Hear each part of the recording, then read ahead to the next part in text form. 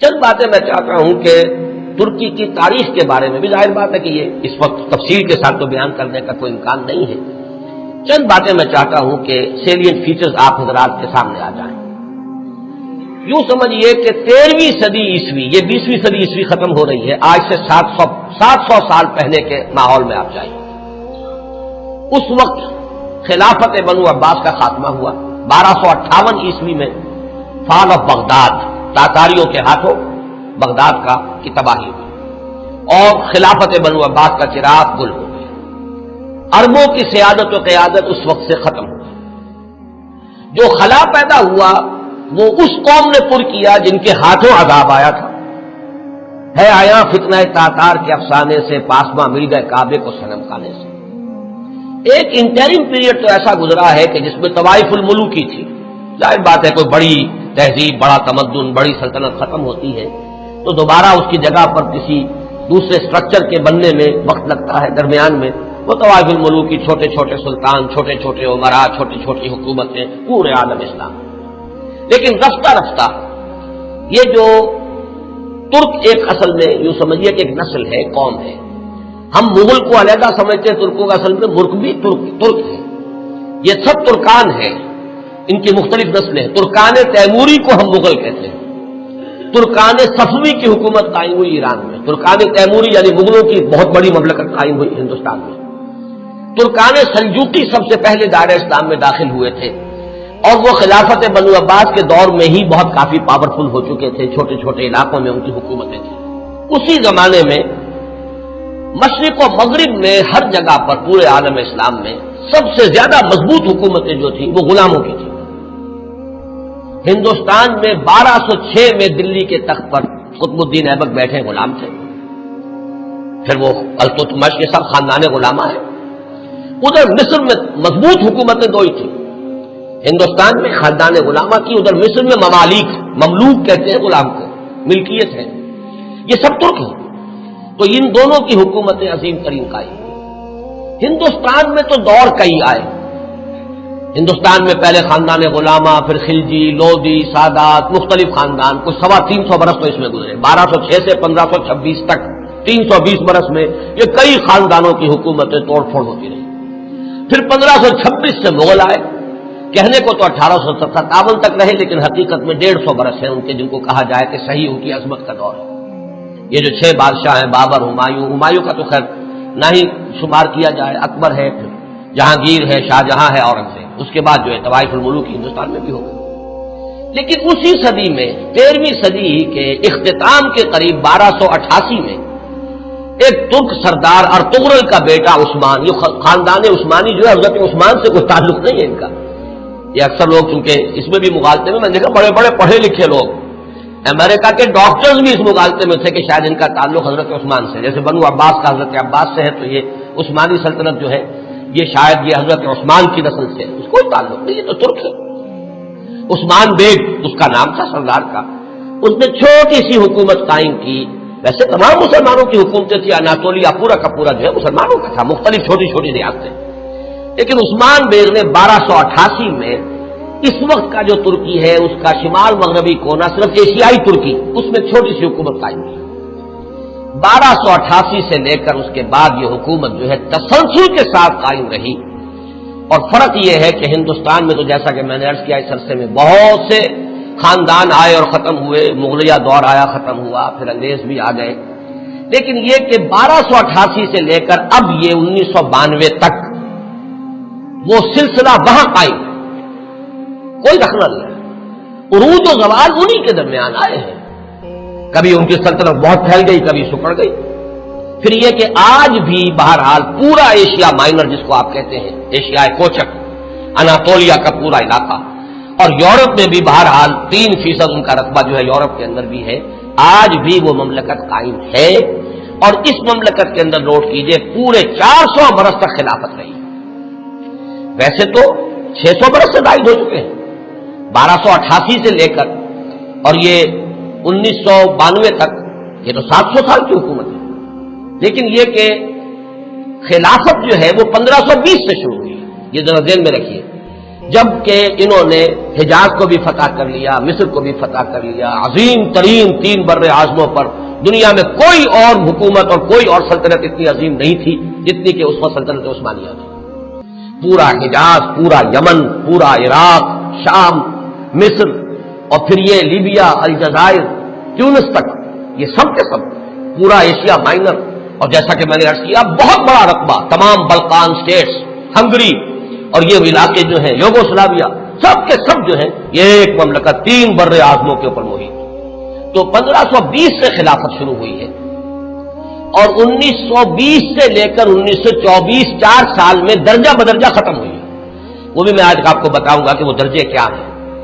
ایک دم ختم نہیں ہوئی، اس کے اندر کچھ وقت لگا ہے، 4 سال کے عرصے میں وہ نیچے گری ہے، 400 برس تک قائم رہی اور 4 برس میں پھر وہ زمین ہو گئی۔ اور خاص طور پر یہ پوائنٹ نوٹ کرنے کا ہے کہ بقیہ جو خلافتیں تھیں، خلافت بنو امیہ، خلافت بنو عباس، خلافت، ان سب کو تو چیلنج کرنے والے کوئی نہ کوئی سامنے آتے رہے۔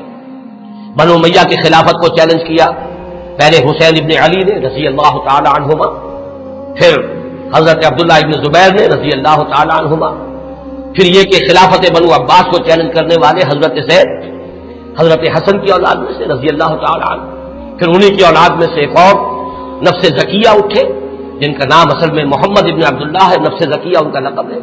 تو ان خلافتوں کو چیلنج کرنے والے اٹھے ہیں، لیکن یہ بات نوٹ کر لیجئے پورے 400 برس میں پورے عالم اسلام میں ترکوں کی خلافت کو کسی نے چیلنج نہیں کیا، متفق علیہ خلافت پورے عالم اسلام نے، اگرچہ پورا عالم اسلام ان کی حکومت میں شامل نہیں تھا، خلافت کو مانتے تھے، جہاں کہیں کوئی حکومت بدلتی تھی وہاں سے منگواتے تھے اپنے لیے سند، اور پورے عالم اسلام میں خلیفہ کا نام لیا جاتا تھا خطبوں کے۔ تو اس اعتبار سے یہ بہت ہی ایک غیر معمولی بات ہے، 400 برس تک خلافت کا جاری رہنا، اور وہ اس شان کے ساتھ کہ اس کو کسی وہ انڈسپیوٹڈ مجمع علیہ متفق علیہ خلافت رہی۔ اس میں سے ذرا میں چاہتا ہوں کہ تھوڑا سا جغرافیہ کا بھی آپ اپنے ذہن میں اور وہاں کا جو مسئلہ ہے وہ جما لیجیے۔ اناطولیہ وہ تو آپ نے نقشے کے اندر دیکھا ہوگا، کافی بڑا رقبہ ہے، اور اصل 97% ترکی موجودہ جو ہے وہ اسی میں ہے، 3% جو ہے یورپ میں ہے۔ اس کی آبادی کوئی 5.5 کروڑ ہے، آبادی کے لحاظ سے پاکستان کا نصف ہے تقریباً۔ اس میں سے 1 کروڑ کے لگ بھگ صرف ایک شہر استنبول میں ہے۔ پورا ملک سطح مرتفع ہے، نہایت زرخیز، سرسب، شاداب، قابل دید، اونچائی نچائی، لیکن ہر جگہ پر آپ کو کہیں زمین ننگی نہیں ملے گی، دریا ہیں بکثرت، جھیلیں ہیں بکثرت میٹھے پانی کی، اور ابھی ہم نے وہاں پر جو کچھ معلوم کیا ہر شے ان کی اپنے ہاں موجود ہے، ہر اعتبار سے سیلف سفیشینٹ ملک ہے۔ اللہ تعالیٰ نے اپنی نعمتوں کی بارش اس طرح کی ہے، 6 دن ہم نے اس میں گزارے ہیں صرف ایک شہر استنبول میں، اور یہ میں نے عرض کر دیا کہ وہ پورے ملک کی 1/5 آبادی تو وہی ہے۔ یہ شہر شاید دنیا کے اس اعتبار سے خوبصورت ترین شہروں میں سے ہوگا کہ یہ ایک تو یہ کہ نگینے کی طریقے سے یہ یورپ اور ایشیا سنگم ہے اس کا جس پر واقع ہے۔ ایک سمندر ہے جو پورا ترکی کے اندر ہی ہے، بحر مارمورا، جسے ایک چھوٹی سی آبنائے ملاتی ہے بحیرہ اسود کے ساتھ، بلیک سی کے ساتھ، اس کو باسفورس کہتے ہیں۔ جنوب میں ایک لمبی سی گلی ہے پانی کی، ادرا دانیال ڈارڈینیلیز، وہ ملاتی ہے اسے بحیرہ روم سے، لیکن بحیرہ مارمورا جو ہے پورا کا پورا وہ ترکی کے اندر ہے گویا، یعنی یورپی ترکی اور ایشیائی ترکی کے مابین۔ اور استنبول شہر جو ہے وہ بہت خوبصورت، اور عظمت پارینہ اگر مسلمانوں کی دیکھنی ہو تو شاید دنیا کا کوئی اور شہر نہیں ہے کہ جو ہم پلہ ہو سکے، جتنی عظیم مسجد ہے، عالی شان مسجد ہے، اگرچہ اس وقت ان کی مینٹیننس نہیں ہے، برا حال ہے، خستہ حال ہے۔